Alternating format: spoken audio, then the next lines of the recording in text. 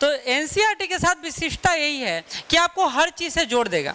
जब आप क्वेश्चन देखिएगा किसी भी लेवल का, यूपीएससी में कोई डिफरेंट क्वेश्चन नहीं है सोशियोलॉजी का, बीपीएससी में नहीं है, सोशियोलॉजी में नहीं है, बीपीएससी में एक दो ऑप्शनल सब्जेक्ट होगा जिसका क्वेश्चन उसके सिलेबस से इतर भी जाता है और उसमें सोशियोलॉजी है। ये शिक्षा वाला यूनिट से जब भी क्वेश्चन दिया है तो आउट ऑफ सिलेबस ही रहा है। धर्म वाला से को रिलेट करेगा, लेकिन अब जो धर्म वाला क्वेश्चन आ रहा है बिल्कुल अलग आ रहा है, रिलीजन वाला। तो ये क्यों आ रहा है? क्योंकि ये समाज में जीने का तरीका है, ना कि पढ़ने का तरीका है, जो सामान्यतः लोग बोलेंगे आपको। लेकिन आप इसको एक बंद कमरे में बैठकर सीखना चाहेंगे तो बड़ा मुश्किल होगा। आप जब घर से बाहर निकलते हैं और आपके आस पड़ोस में जो घटनाएं हो रही हैं, जिस तरह लोग व्यवहार कर रहे हैं, तो व्यवहार का अध्ययन ही समाजशास्त्र है। अभी समाजशास्त्र देखेंगे तो ये समझेंगे। अंतःक्रियाओं का अध्ययन ही समाजशास्त्र है। अंतःक्रिया क्या होता है? इंटरकनेक्टिविटी क्या होता है ये?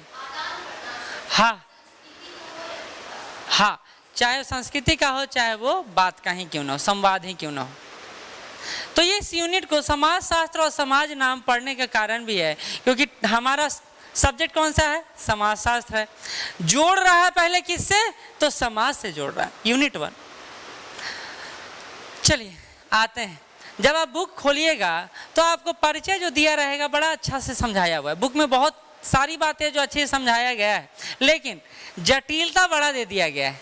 अब आप उसमें घूमते रहिएगा, क्या कह रहा है और क्या नहीं कह रहा है ना, इसमें उलझ जाइएगा। समाज में रहते हैं, सामाजिक प्राणी है, तो कुछ बात सुनने को आपको मिलेगा। जैसे मेहनत से पढ़ाई करोगे तो जीवन में सफलता पाओगे। ये ऐसे शब्द हैं जो बच्चा से लेके बूढ़ा तक, जब तक आप सफल नहीं हो जाते हैं, समाज आपको ये बात दोहराएगा। गांव जाएंगे तो ये बात यही सुनते हैं, क्या कर रही हैं, तब तैयारी, अच्छा 5 से मेहनत से पढ़िए लिखिए, बोला जाता है यही। ये कमेंट है या कम्प्लीमेंट है, ये आप सोचते रहिए। आप लोग व्यक्ति विशेष के आधार पर अगर दादी माँ बोले, दादाजी बोले तो लगेगा कि कॉम्प्लीमेंट है, लेकिन आस पड़ोस वाला लोग बोला तो लगेगा कमेंट है। लेकिन मेहनत से पढ़ाई करोगे तो जीवन में सफलता पाओगे, ये किस किस पर्सपेक्टिव में बोला जा रहा है? आपके यानी स्वयं के लिए बोला जा रहा है, दूसरे के लिए बोला जा रहा है? दूसरे के लिए नहीं। हम कहेंगे कि आप पढ़ नहीं रहे हो, आप सिर्फ बैठे हुए हो, तो आपका मतलब स्वयं से हुआ, आपके स्वयं से हुआ। कमेंट हम कर रहे हैं, लेकिन किसके लिए कर रहे हैं? आपके लिए कर रहे हैं। तो समाज में जो भी प्रवृत्तियां हैं वो व्यक्ति के इर्द गिर्द घूमता हुआ दिखाई देगा, क्योंकि एक फ्लो चार्ट बना रहे हैं, इसको समझिएगा।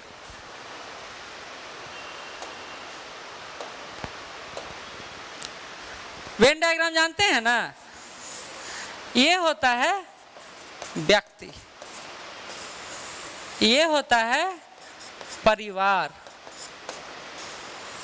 ये होता है समाज, इससे भी आगे बढ़ेंगे समुदाय, इससे भी आगे बढ़ेंगे तो हो सकता है प्रखंड हो जाए, फिर जिला हो जाए, फिर राज्य हो जाए और फिर राष्ट्र हो जाए, है ना?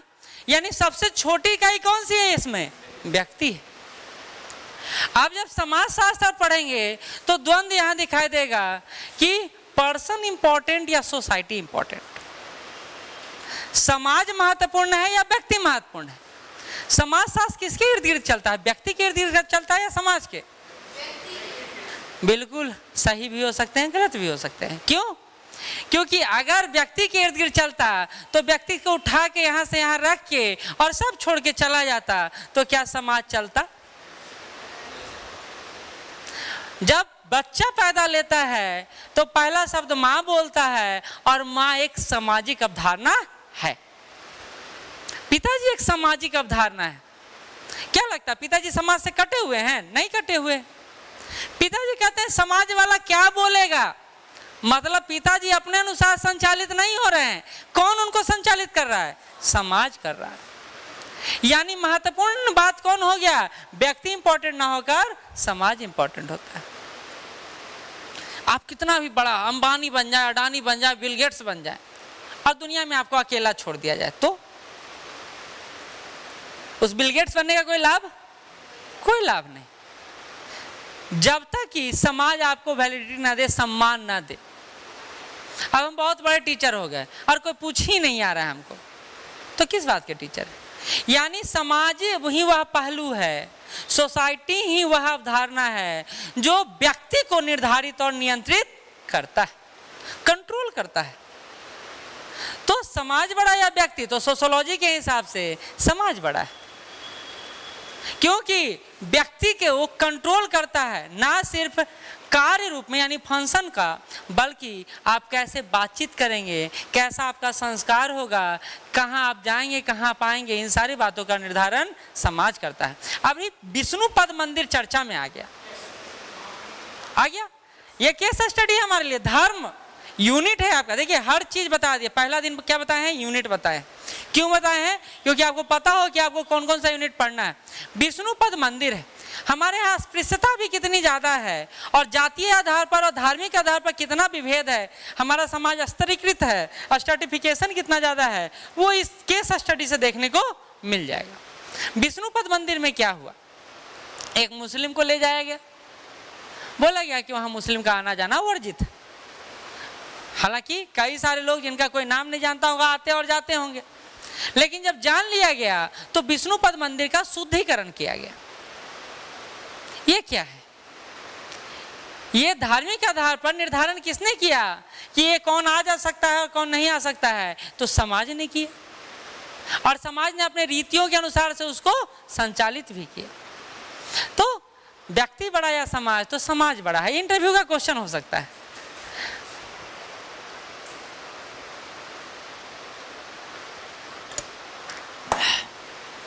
ठीक है, देखिए समाज शास्त्र में अच्छा चीज क्या पता है? इंटरव्यू में क्वेश्चन बहुत ज्यादा बन सकता है और अच्छा बात उससे भी ज्यादा है कि आप आंसर दे सकते हैं, क्योंकि ऐसा कोई शब्द नहीं है जो आपने सुना नहीं है। पहले आपने सारे शब्द सुने हैं। अब आगे बढ़ते हैं। तो ये स्वयं पर निर्भर करता है कि मेहनत से पढ़ाई करोगे तो आगे जाकर जीवन में सफल बनोगे। एक और कोटेशन, 4 कोटेशन था जिसमें से 2 ही यहाँ पर रखा हूँ। आपके परिवार को आपकी नौकरी की शीघ्र आवश्यकता है। ऐसा व्यवसाय ना चुने जिसमें बहुत ज़्यादा समय लगता हो। बहुत ज़्यादा समय लगने का क्या मतलब है? बहुत ज़्यादा समय लगने का मतलब है कि जो आप कार्य कर रहे हैं वो ऐसा कार्य हो जिसमें आपको समय ना लगे। जैसे आप जिस जाति से बिलोंग करते हैं वही कार्य करें, आपको कम समय लगेगा। लेकिन एक लोहार सोनार बनना चाहेगा तो क्या होगा? समय ज़्यादा लगेगा। ये कौन बता रहा है? समाज बता रहा है आपको। समाज बता रहा है कि व्यक्तिगत प्रयास के साथ साथ सामाजिक परिवेश भी इंपॉर्टेंट होता है, यानी इंडिविजुअल एफर्ट के साथ सोशल इन्वायरमेंट बहुत जरूरी होता है।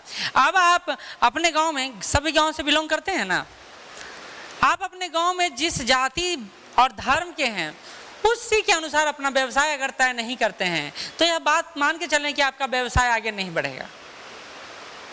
एक लोहार सोना बनाने लगे तो वहां की औरतें करेंगे, हाँ का लोहार सोना बनाएगा, बनाने का लूर होगा, ऐसी चिपका देता होगा कैसो, जबकि वह अपने काम में हुनर रखता है लेकिन लोगों का विश्वास नहीं जीत पाएगा और उसका व्यवसाय क्या हो जाएगा? ठप हो जाएगा।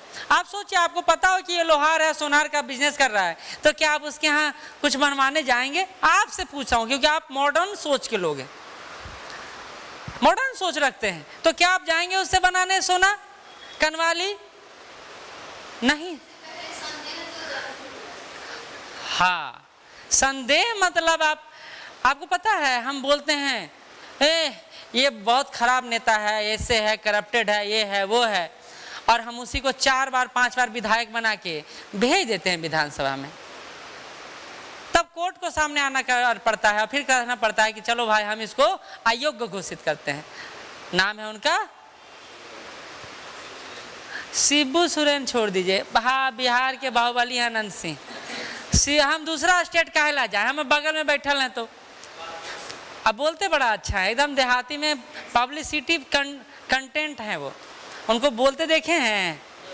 काहे संसद जाना चाहते हैं? हवाई जहाज में उड़ना है तो जाना चाहते हैं। मतलब पब्लिक को अट्रैक्ट करने का ना उनके पास पूरी क्षमता है और ऊपर से शक्तिमान भी है। शक्तिमान मतलब जो चाहे वो कर सकते हैं अपने एरिया में। खैर, तो ये दोनों ही बातों से एक चीज स्पष्ट होता है कि समाज हमेशा व्यक्ति को नियंत्रित और निर्देशित करने का प्रयास अपने अनुसार करता है, और व्यक्तिगत प्रयास के साथ साथ सामाजिक पर्यावरण भी जरूरी होता है किसी व्यक्ति को आगे बढ़ने के लिए। इतना बात से यही स्पष्ट हुआ। ठीक, आगे बढ़ें। आगे कहता है, मानव जीवन में कोई भी सफलता या व्यवसाय का निर्माण सिर्फ स्वक्रिया पर निर्भर नहीं करता। वही बात जो ऊपर बताए, मतलब इंडिविजुअल व्यक्ति पर डिपेंड नहीं करता है कि आपका व्यवसाय बढ़ सकता है या नहीं बढ़ सकता है, बल्कि ये किस पर निर्भर करता है? समाज पर निर्भर करता है। समाज आपको जिस तरह का पर्यावरण इन्वायरमेंट प्रोवाइड करेगा, आपको उसी अनुसार कार्य करना है। तो आप ये लोग एक बार देखिएगा, नाई का दुकान यानी जिसको कहते हैं सैलून, वो दो संप्रदायों में फेमस है। एक तो हिंदू संप्रदाय में नौआ जाति ही होता है, और मुस्लिमों में नाई वहाँ एक अलग संप्रदाय है। और शहर में जितने भी सैलून के दुकान हैं 90% मुस्लिमों के, मुस्लिम कम्युनिटी के। आप अगर नहीं देखे होंगे, खैर ये तो ब्यूटी पार्लर आप लोग जाते होंगे तो नहीं पता होगा। आप लोग तो जेंट्स पार्लर जाते हैं ना, देखिएगा वहाँ उर्दू में ही कुछ ना कुछ टंगा रहेगा। पटना में चलिए कम भी हो सकता है, लेकिन दिल्ली में तो वही है। दिल्ली में सिर्फ उसी कम्युनिटी बेस्ड दुकान ही है सैलून का। तो यहाँ पर यह बताना जरूरी हो गया है कि मानव जीवन का निर्धारण करने का एक और एक महत्वपूर्ण तत्व है समाज। इतना से ठीक पता चल गया। बहुत ज़्यादा चीज़ नहीं पढ़े हैं, लेकिन ये हम सोच रहे हैं, अभी तक हम जो नहीं सोचे थे वो सोच रहे हैं कि आखिर समाज हमको कैसे निर्धारित करता है। इंग्लिश नीचे इसलिए लिख दिए हैं ताकि आपको जब मिले हिंदी इंग्लिश वाला को दिक्कत ना हो। ठीक, आगे बढ़ते हैं। कह रहा है, विशिष्ट राजनीतिक आर्थिक आंकड़ों के साथ साथ पारिवारिक पृष्ठभूमि पर भी आपका निर्भरता रहता है, और पारिवारिक पृष्ठभूमि में समाज में आपका कितना ज़्यादा मान सम्मान है, इस पर भी आपका व्यवसाय या फिर कार्य निर्भर करता है। जैसे एक परिवार विवादास्पद है और लोगों का कहना है कि इस परिवार के साथ अगर जुड़ेगा कोई भी तो उसके साथ नकारात्मकता हो सकता है, इसके घर में चुड़ैल रहता है, भूत रहता है, वो चुड़ैल है। ये गांव में सुने कि नहीं किस्सा? ओकर मैया, ओकर बप्पा, ओकर ये, ओकर वो, ये सामान्य सी बात है जो सुनने को मिलता है। ये भय का आवरण क्यों चढ़ाया जाता है? ये भय का आवरण किसलिए चढ़ाया जाता है? ताकि समाज से उसको दूर किया जाए, समाज से उसको दूर किया जाए। और जब समाज से दूर होगा तो उसकी कितनी भी अहमियत हो कोई मायने नहीं रखता है। इसलिए सामाजिक तिरस्कार होता था ना पहले, तो व्यक्ति रातों रात खत्म हो जाता था, नष्ट हो जाता था, क्योंकि तिरस्कार का मतलब हुआ कि अब वह छूत की तरह हो गया है गांव के लिए, और दूसरा गांव वाला स्वीकार करेगा नहीं। एक बात समझ लीजिए, आपको एक बात नोटिस करवाता हूं मैं। आप अपने गांव के निवासी हैं ना, आपको मन कर रहा है कि भाई ये गांव मेरे लिए एकदम अच्छा नहीं है, हम इतना रईस हो गए, ये हो गया, दूसरे गांव में जाके बस जाते हैं, इज्जत मिलेगा हमको। लेकिन ये आपका भूल होगा कि आपको वो गांव इज्जत देगा, दूसरा गांव आपको इज्जत नहीं देगा। क्यों नहीं देगा पता है? क्योंकि गांव में परस्पर निर्भरता भी होती है और सामाजिक एकता भी होती है, अपने कम्युनिटी को लेकर, दूसरे को लेकर नहीं। तो ये बहुत ज्यादा इंपॉर्टेंट हो जाता है कि आपका राजनीतिक, आर्थिक और पारिवारिक पृष्ठभूमि कैसा है। ठीक है, चलिए आगे बढ़े। अब कह रहा है कि चैप्टर में आपका कह रहा है कि आखिर समाजशास्त्र है क्या? इतना बकवास कर लिए तो कुछ ना कुछ तो होगा ना समाजशास्त्र। अभी तक तो समाजशास्त्र की बात कर रहे, तो कहता है समाजशास्त्र कुछ और नहीं है बल्कि मानव समाज का एक अंतः संबंध समग्र रूप से अध्ययन करता है, किस तरह समाज और व्यक्ति एक दूसरे पर अंतःक्रिया करते हैं। मतलब यह है एक अंतर संबंध है। अंतर संबंध में क्या होता है? हम एक दूसरे से जुड़े होते हैं, और जब जुड़े होंगे तो खाली जुड़े होंगे, कोई बात आदान प्रदान चीजें नहीं होगी। कोई भी व्यक्ति, इवन इन्फिनाइट से आप मान लीजिए कि आपका संबंध है उसके साथ, और आपको लगता है कि हम उसके साथ कोई अंतःक्रिया नहीं करते हैं, तो बिल्कुल गड़बड़ है। आप हो सकता है मौखिक आधार पर ना करें, हो सकता है फिजिकली उससे ना मिले भौतिक आधार पर, लेकिन मन में जब आप सोच रहे हैं ना किसी के बारे में, तो वो भी एक क्रिया है, वो भी एक क्रिया है। हम लोग उसको अंतः मन से जुड़ने में लगे हुए हैं, वो भी एक संबंध है। जब वो सामने आ जाएगा तो हो सकता है उसकी आलोचना करें या उससे बहुत ज्यादा प्यार करें। जब भी एक सैनिक बॉर्डर पर जाने लगता है उसकी पत्नी फूट फूट कर रोने लगती है। क्यों? क्यों?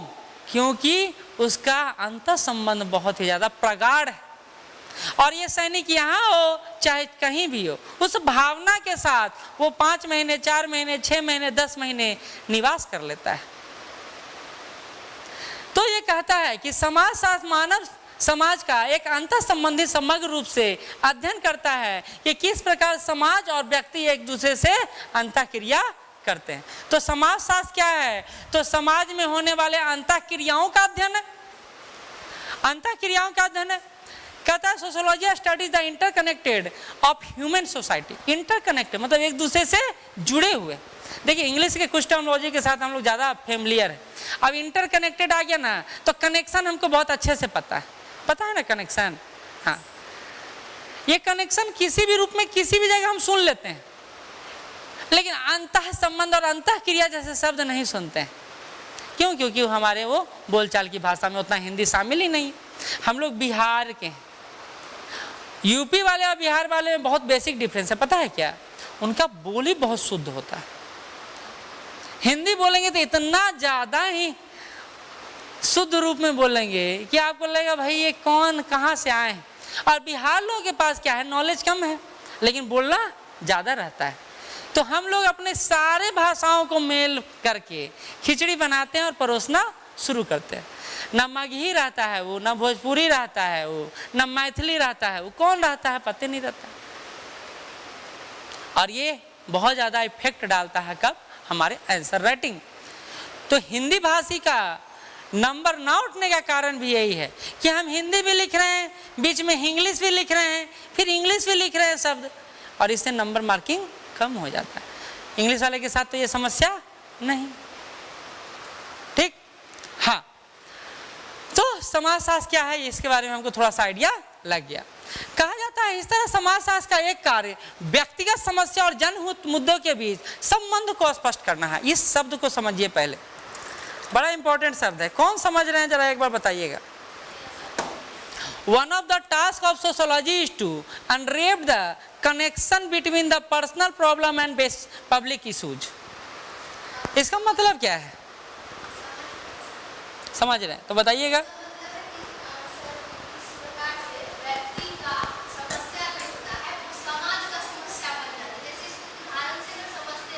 हाँ, आवास मिले या बहुत गरीबी है तो उसकी व्यक्तिगत समस्या है, गरीब है, रात में इसको एक जनहित मुद्दे पर देखता है, इसलिए इंदिरा आवास की व्यवस्था की गई कि बहुत अच्छा, बहुत अच्छा। और कोई समझा पाएंगे? हमको लगता है सब समझ ही रहे होंगे या फिर कहीं और खोए हुए होंगे। कोई और समझा पाएंगे? इन्होंने बता दिया, कुछ आप भी बताएं। जोड़े ना खुद को इस शब्दों के साथ, जोड़ें, आपको पता चल जाएगा। और इसको लेकर कल ही एक इशू क्रिएट हुआ जो व्यक्तिगत समस्या होकर पब्लिक समस्या फिर बन। नहीं समझ में आया कुछ कुछ? चलिए मैं समझाता हूँ। बीपीएससी ने एग्जाम के पैटर्न में परिवर्तन कर दिया। पैटर्न में परिवर्तन, या 11th क्लास 12th क्लास के पैटर्न में भी परिवर्तन होने जा रहा है। अब 10th का वैल्यू कम हो जाएगा और 12th का वैल्यू बढ़ जाएगा। व्यक्ति को लगता है कि भाई ये परिवर्तन होने से ना, ये चेंजेज होने से मैं इफेक्ट हो जाऊंगा, क्योंकि परसेंटाइल के हिसाब से हम तैयारी कर ही नहीं रहे। और परसेंटाइल होता क्या है, क्या है, नहीं है, इसको लेकर बहुत ज़्यादा समस्या। ये मेरी व्यक्तिगत समस्या थी। मैं YouTube पर आता हूँ और आपको संबोधित करता हूँ। YouTube पर आने की जरूरत नहीं है, आप क्लास में भी जाके ये बात बोल सकते हैं।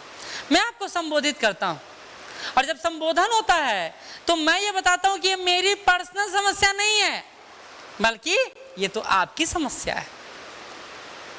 व्यक्तिगत मुद्दा कौन सा मुद्दा हो गया? जनहित मुद्दा हो गया।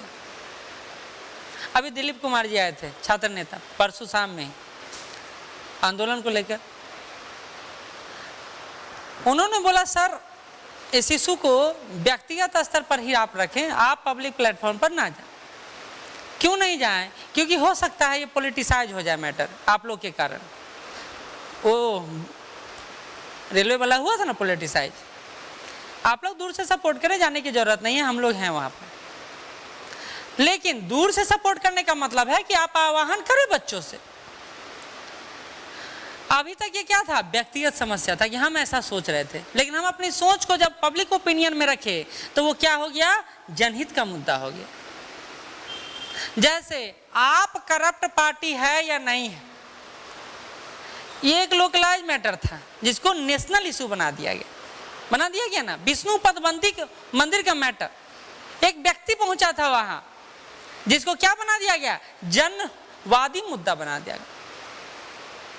तो ये कह रहा है कि इस तरह समाज शास्त्र का एक कार्य व्यक्तिगत समस्या को क्या बना देना है? जनहित से जुड़े मुद्दे बना देना है। और जब इसका निदान होगा तो व्यक्तिगत ही नहीं होगा बल्कि सामूहिक होगा। तो समाज शास्त्र समाज को लेकर चलता है, व्यक्ति को नहीं। फिर से वही बात दोहरा दिए। ठीक, चलिए आगे बढ़ते हैं। ये फिगर है जो हमारे समाज को दिखाता है, एनसीईआरटी में दिया हुआ है। ये फिगर है जो हमारे समाज का दिखाता है। क्या दिखा रहा है ये फिगर? चलिए इंटरप्रेट कीजिए। बच्चा वाला क्वेश्चन है एकदम। ये फिगर क्या बतला रहा है आपको? बताइए कोई। नहीं, एक बार जो बोल दिया वो दोबारा बोलने लास्ट में बोलेगा। ये फिगर क्या बतला रहा है? कार्टून है, सिंपल मान लीजिए।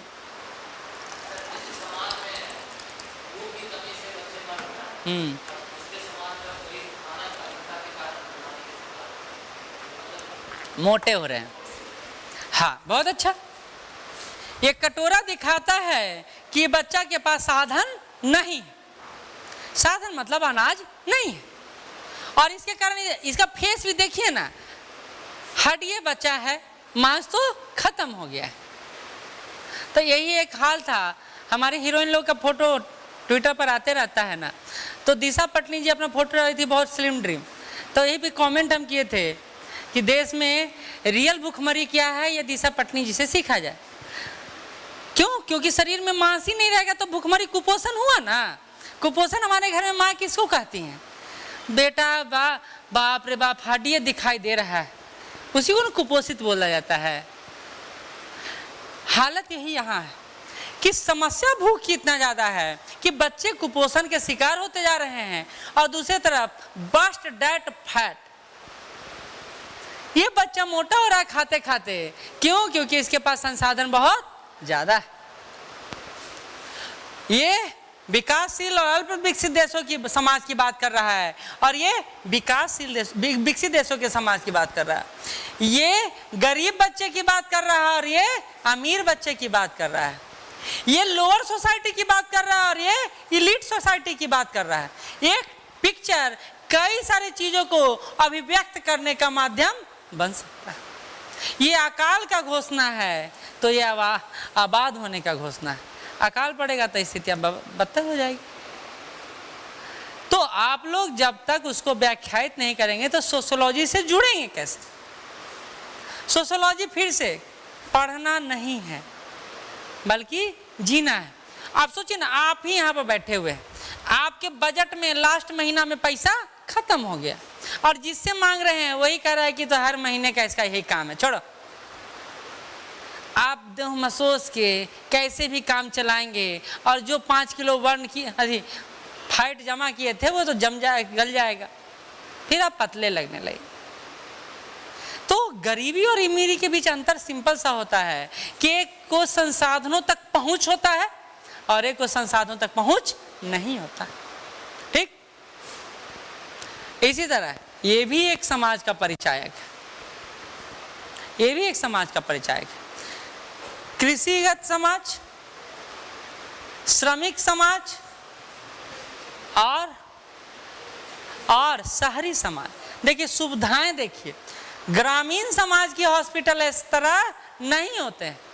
गांव में गए हैं अस्पताल, एक डॉक्टर का होगा केबिन और बाहर बड़ा बड़ा लगा होगा टेबल। आया, अच्छा बिठाओ, लेटाओ, अथे पर लेटाओ। क्या होता है? पलंगे पर लेटाओ। पलंग लगा होता है तो कहीं कहीं बेड लगा होता है और इस तरह का थिएटर के लिए वो आपको प्रिफेयर कर देते हैं कि पटना के इस हॉस्पिटल में चले जाइए जहां लूट के आपको कंगाल बना दिया जाएगा। हाँ, आप पटना का जितना भी हॉस्पिटल आता है वो इंटरकनेक्टिंग रहता है सारे हॉस्पिटल से, दूर दूर के हॉस्पिटल से कनेक्शन रहता है पटना के हॉस्पिटल का। क्यों? क्योंकि बेसिक इंफ्रास्ट्रक्चर गांव में क्रिएट नहीं होता है, ये शहरों में बनता है और ये एडवांस है। ठीक है, तो ये कई तरह के समाजों का एक पिक्चर है जो आपको दिखा रहा है और ये सारे का अध्ययन क्या कहलाता है? समाजशास्त्र कहलाता है। देखिए, सिर्फ जोड़ रहे हैं हम आपको, अभी बहुत ज़्यादा तेजी से नहीं बढ़ रहे, बस बताने का प्रयास करें। लेकिन एक बात समझिए, आप केस स्टडी कैसे कहेंगे कि ये मेरा केस स्टडी है सोशियोलॉजी का, जब तक आप उस घटना की व्याख्या समाजशास्त्रीय रूप में नहीं करेंगे तो वह घटना आपके लिए निरर्थक है। ये सारा, जब आप रोड पर निकलते हैं ना और आपके सामने एक घटना घट गया और आप आंख बंद करके निकल गए, तो फिर आप एक समाजशास्त्र के बच्चे नहीं हैं। आप विश्लेषण करेंगे क्यों हुआ, कैसे हुआ, कहाँ हुआ, क्या हो रहा होगा, नहीं हो रहा होगा। ये आपको सामाजिक प्राणी बनाता है। समाज से जितना जुड़ेंगे ना उतना ज़्यादा उदाहरण आपके साथ होगा, पास होगा और आप उसको जोड़ पाएंगे। ठीक, चलिए आगे बढ़ते हैं। इसी में से एक शब्द आया समाजशास्त्रीय कल्पना, सोशियोलॉजिकल इमेजिनेशन। ये है क्या? अच्छा, कल्पना क्या होता है? सिंपल सा वर्ड है। अब कल्पना चावला मत करने लगिएगा, ऐसे तो नहीं कीजिएगा। कल्पना क्या होता है? इमेजिनेशन क्या होता है?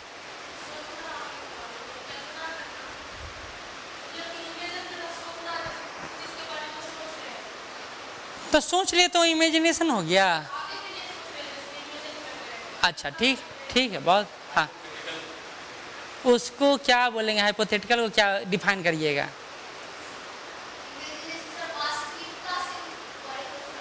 हाँ, जो चीजें हम लोग सोच रहे हैं वो रियलिस्टिक नहीं है, वास्तविक नहीं है।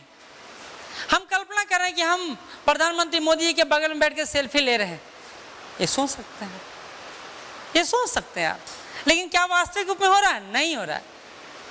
हम सोए सपना देखे कि भाई हमको तो टॉपर बन गए हैं, सब मीडिया वाला हमारे गेट के सामने खड़ा है और हम गेट लगा के बंद है कि भाई इतना मीडिया वाला को हम नहीं झेल पाएंगे। आज जैसी पानी में ऊपर डालता पता चलता है कि कुछ नहीं है। इमेजिन करते हैं।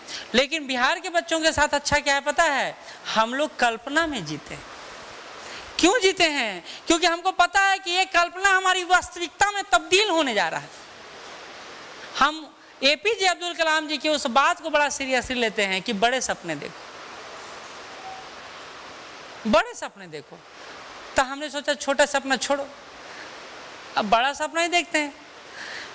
तो कहता है समाजशास्त्रीय कल्पना। देखिए शब्द आया है बीपीएससी में। अब जो मेन होता है, छोटा छोटा क्वेश्चन जो रहता है वो इसी तरह का रहता है, इसी तरह का रहता है। आप इस तरह के शब्द से जितना जुड़ पाएंगे ना, आप उसको उतने अच्छे से डिफाइन कर पाएंगे। तो ये एनसीईआरटी का बुक बोलता है कि समाजशास्त्रीय कल्पना इतिहास और जीवन कथा को समझने में महत्वपूर्ण कारक है। क्यों? क्योंकि इतिहास क्या है? इतिहास कल्पनाओं का पूरा समुच्चय है। आपको नहीं पता ये बात? तो सुनिए, इतिहास क्या है। इतिहास के बारे में किसी ने एग्जैक्ट कुछ जाना ही नहीं। उसने क्या किया है, अशोक का अभिलेख मिल गया तो हमने उसको एक जगह रखा, और अब से एक ठंडा पानी ला देना। हाँ, और अब से का सिक्का मिल गया, हमने उसको एक जगह रखा। अब हमने उसको सोचना शुरू किया कैसे कैसे जुड़ा हुआ और कैसे कैसे शासन चलता था।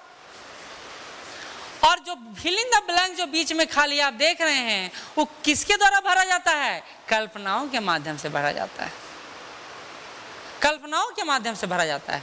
पूरा जो समाज हम लोग जो उकेरते हैं, क्या अकबर के शासन काल में समाज की परिकल्पना कर रहे हैं, शासन की परिकल्पना कर रहे हैं, जीवन वर्णन कर रहे हैं, तो उन्हीं के आधार पर छोटा सा साहित्यिक स्रोत मिल गया कि भाई हेरोडोटस आया, उसने ऐसा लिखा था, वहां से अंश ले लिए, यहाँ से अभिलेख ले लिए, यहाँ से सिक्के ले लिए, यहाँ से खुदाई करके मिल गया। अब सबको एक कल्पना के आधार पर जोड़ दी। तो समाजशास्त्रीय कल्पना, हम कहते हैं कि अशोक के शासन काल में समाज जो था बहुत तेजी से विकसित हो रहा था। हम लोग ये कहते हैं कि हड़प्पा और सिंधु सभ्यता ना आधुनिक सभ्यता थी, क्या हमने देखा? क्या हमने उसका अभी तक अभिलेख पढ़ा? बिल्कुल नहीं पढ़ा, हम लोग पढ़ ही नहीं पा रहे हैं। लेकिन हमने बता दिया ना चीजें, नाली है, स्नानागार है, और लग रहा है कि चीजें जो है बहुत ज्यादा व्यवस्थित तरीके से, तो आधुनिक समाज होगा। ये हमने सोचा, ये इमेजिनेशन है, रियलिस्टिक है नहीं है। हो सकता है वो नाली ना बनाए हो, वो कुछ और बनाए हो कि तेल यहां से भेजेंगे तो वहां चला जाएगा। ये तो सोचने वाली बात है। हमने चूंकि उस तरह नाली बनाया है तो हमने सोचा वो भी एक नाली ही हो, है ना। कभी आप ताजमहल घूमने गए हैं? हुमायूं का मकबरा गए हैं? पूरा बागीचा जो है इंटरकनेक्टेड है, एक दूसरे से जुड़ा हुआ है। पूरा पूरा ताजमहल नालियों से घिरा हुआ, चारों तरफ बाग बगीचा है और नालियों का रास्ता है। फिर हमने इमेजिनेशन कर लिया कि हो सकता है कि ये नाली बनाया गया होगा जाने के लिए, हो सकता है कि बागवानी को पटाने के लिए किया गया हो, कुछ भी ऐसा ही सौंदर्य के लिए किया गया हो। इमेजिनेशन समाज शास्त्र में जब इतिहास को आप देखेंगे तो इमेजिनेशन पर चलेगा। तो समाज शास्त्रीय परिकल्पना क्या है कि ऐतिहासिक और विवरणीय आधार पर हम एक कल्पना के रूप में समाज का जब वर्णन करने लगते हैं तो वो क्या कहलाता है? समाज शास्त्रीय कल्पना कहलाता है। जैसे अकबर के काल को हमने विभिन्न आयामों के आधार पर परखा, ठीक है, तो समाज शास्त्रीय परिकल्पना ये हुआ। कहता है समाज इन दोनों के संबंध को समझने में सहायता करता है। किसके किसके संबंध को? तो जीवन का था और इतिहास, इन दोनों को समझने में कौन सहायक है? तो समाज शास्त्र सहायक। कहता है अकबर का जीवन काल कैसा था? अकबर का जीवन काल कैसा था? तो हम जब अकबर के जीवन काल को देखेंगे तो समाज को भी देखेंगे, समाज को भी देखेंगे। और जब अकबर के बारे में चर्चा कर रहे हैं तो ऐतिहासिक घटना है, तो इतिहास से जुड़ गया। कौन जोड़ा? समाज। इतिहास में एक और बात देखिएगा, आप नोटिस किए होंगे, हम इतिहास में शासन व्यवस्था को तो देखते हैं, राजनीतिक व्यवस्था को भी देखते हैं, लेकिन सामाजिक व्यवस्था को नहीं देखते। क्यों नहीं देखते हैं? एक मिनट,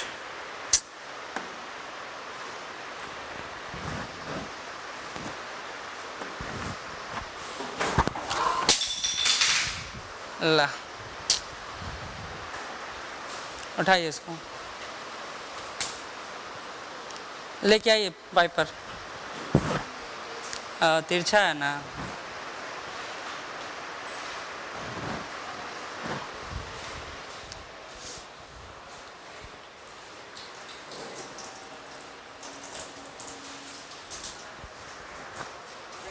फूट गया है, इसको साफ कर दीजिए। चलिए इधर पढ़ लेते हैं, इधर नहीं ना गया है। हाँ, तो ऐतिहासिक घटना को देखते हैं, समाज शास्त्र से जोड़कर देखते हैं, समाज से जोड़कर देखते हैं, ठीक है। चलिए आगे बढ़ते हैं।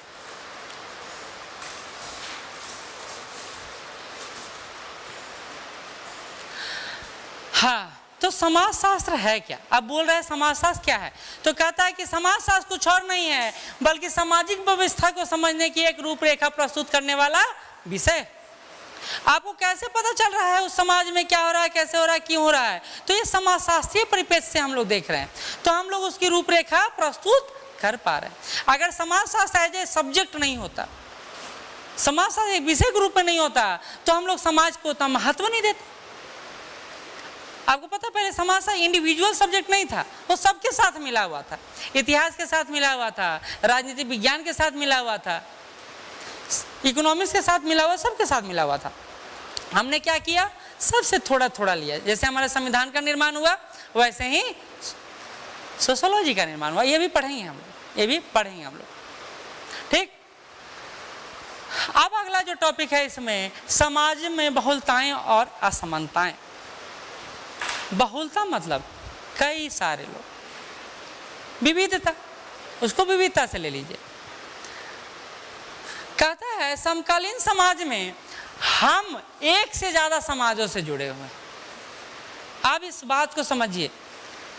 अच्छा, आप किसी कास्ट से होंगे, किसी कास्ट से होंगे, लेकिन एक क्लास से भी होंगे, स्टूडेंट वर्ग, विद्यार्थी वर्ग, स्टूडेंट क्लास बोला जाता है, या फिर बेरोजगार क्लास बोला जाता है, ये भी तो एक क्लास ही। आप एक घर में पति होंगे, दूसरे घर में भाई होंगे, तीसरे घर में चाचा हो सकते हैं, हो सकता है दोस्त आपका दूसरे समुदाय और दूसरे धर्म का हो, तो उसके साथ भी आपका एक अपना रिलेशन होगा। तो हम अपने जीवन पर्यंत में कई समुदाय और कई समाज और कई धर्मों से जुड़ाव रखते हैं। कोई ऐसा समाज नहीं है जो एक सिंगल रीजन के बेस पे चलता हो, चाहे वो पाकिस्तान हो, चाहे वो सऊदी अरबिया हो। सऊदी अरबिया समाज जानते हैं, मुस्लिम कम्युनिटी बेस्ड सोसाइटी है, लेकिन इशू क्या है कि वहाँ प्रवासियों की संख्या बहुत ज़्यादा है, और वहाँ प्रवासी तो हर धर्म हर वर्ग के। तो कहता है कि समकालीन समाज में हम मतलब सारे लोग एक से अधिक समाजों से जुड़े हुए रहते हैं, और ये समाज हमारे इर्द गिर्द ही होता है। पानी कहीं रख दिए क्या? इस रूम में एसी के बिना काम नहीं चलेगा, नहीं, बहुत गर्मी है। खैर चलिए, अब आगे कहता है, यहां से बढ़िए, विदेशों में भी हम रहते हैं और भारत में भी हम लोग रहते हैं ना। हमारा तो हर जगह, अभी कल ही परसों ही एगो न्यूज़ फ्लैश हुआ, जब एक महिला एक गार्ड को थपड़ाते हुए कहती है कि तुम, नहीं, ब्रिटेन की घटना, ये नोएडा वाला इस घटना ब्रिटेन की घटना है कि यूएसए की है, कहते तुम भारतीय हर लोग दिखाई दे देते हो। नस्लवादी टिप्पणी की थी, हर जगह दिखाई दे देते हो। हर जगह दिखाई देने का मतलब क्या है कि हम हर सोसाइटी में रहते हैं। उदाहरण है ना, अच्छा तुम लोग हर जगह रहते हो, ये कितना बड़ा कमेंट है, समझ गए कितना ज़्यादा द्वेष है अंदर से। तो इसी बात को यहाँ रिप्रेजेंट कर रहा है कि हम तो विदेशों में भी रहते हैं, इन फॉरेन, और हम भारत में भी रहते हैं। जब हम विदेश में हैं, अमेरिका में हैं, और हम बात करते हैं कि हमारा समाज, तो हमारा समाज मतलब कौन सा समाज? भारतीय समाज। बड़ा अच्छा चीज बोला है, इस कंसेप्ट को समझिए कि हम बाहर भी रहते हैं और देश के अंदर भी रहते हैं, और जब बाहर रहते हैं तो बाहरी समाज से हमारा जुड़ाव होता है, और जब भारत में रहते हैं तो भारतीय समाज के साथ हमारा जुड़ाव होता है। जब भारत के बाहर हम कहेंगे और हमारे समाज की बात करेंगे तो भारतीय समाज होगा, लेकिन जब भारत में हैं और हम अपने समाज की बात कर रहे हैं, कह रहे हैं कि हमारा समाज, अब फिल इन द ब्लैंक्स, जाति, धर्म, भाषा, जीवन शैली, कई आधारों पर हम उसको देख सकते हैं, है ना। तो हम का कई मायने होता है, डिपेंड करता है कि हम किस जगह रहते हैं, किस समाज में रहते हैं। एक कॉमन चीज आप सोचिएगा, सोशियोलॉजी पढ़ रहे हैं ना, सिर्फ ये मत सोचिए कि कंसेप्ट क्या है, ये सोचिए कि बात कैसे कह रहा है। हम हर बात में किसको जोड़ रहे हैं? समाज को जोड़ रहे हैं। हर बात देखिए, जीएस से सोशियोलॉजी डिफरेंट कैसे हो जाता है? डिफरेंट ऐसे हो जाता है कि हम अपनी हर बात को किसके संदर्भ में कहते हैं? सोसाइटी बेस्ड होते हैं। हम व्यक्ति पर नहीं जा रहे हैं, हम पॉलिटिकल पार्टी पे नहीं जा रहे हैं, हम किस पर जा रहे हैं? समाज पे जा रहे हैं। और ये समाज ही है जो हमें आगे बढ़ाता है, प्रमोट करता है। नहीं तो एक बार जिस व्यक्ति का परिवार नहीं हो और वो जीवन में शिखर पर पहुंच गया है, तब भी उसको खुशी का एहसास नहीं होता है, क्योंकि उसका भोगने वाला कोई नहीं है, देखने वाला कोई नहीं है, ये वो सोचने वाला कोई नहीं है, वाह कितना आगे निकल गया, क्योंकि वो अकेला है। तो जब भी अनाथों को जब आप देखिएगा, अनाथ व्यक्ति को, तो हमेशा ये बोलता हुआ दिखेगा, इसलिए वो हमेशा दान ज़्यादा देते हैं। खैर, अजीज प्रेम जी का परिवार है, लेकिन पारसी हैं बेचारे और बहुत ही ज़्यादा दानी। भारत में कई सारे धनाढ़ लोग हैं, लेकिन अजीज प्रेम जी, नाम सुने अजीज प्रेम जी का? ठीक, भारत के सबसे बड़े दान करता है, दान देने वाले लोग हैं। चलिए, तो ये इस संदर्भ में बात किया। आगे बढ़ते हैं, हम आते हैं समाजशास्त्र का परिचय। हमने ये क्या था, ये हमारा बैकग्राउंड था। जब आप यूनिट निकालिएगा तो पहला पेज में परिचय रहेगा, फिर आगे बढ़ते चले जाइएगा। समाजशास्त्र की कल्पनाएं, व्यक्तिगत समस्याएं और जनहित के मुद्दे, फिर आगे बढ़िएगा। समाजों में बहुलताएं, देखिए ये ऐसे क्यों दे रहा पता है? ये चाहता है ना ये बुक कि आपको पहले समाज से जोड़ दे, आपको समाज के पहलू से अवगत करा दें, फिर आपको हम समझाएं कि समाजशास्त्र क्या होता है। पहले आप जुड़िए तो आपको आता है तो डायरेक्ट खाना पर बैठा के भेजा देते हैं और कहते हैं संबंधी है मेरा, ऐसा हो सकता है? नहीं, पहले बातचीत करके एक भूमिका बनाते हैं। फिर कहते आइए ना साड़ू जी बैठ के खाते हैं। ऐसा तो नहीं है कि गाय बैल की तरह उसको नादी में बांध दिया दे दिए और वो खा के चला जाएगा। अब हम बोलेंगे फिर कांची वाला गिलास ला कर, ये टेढ़ा है गिर जाता है।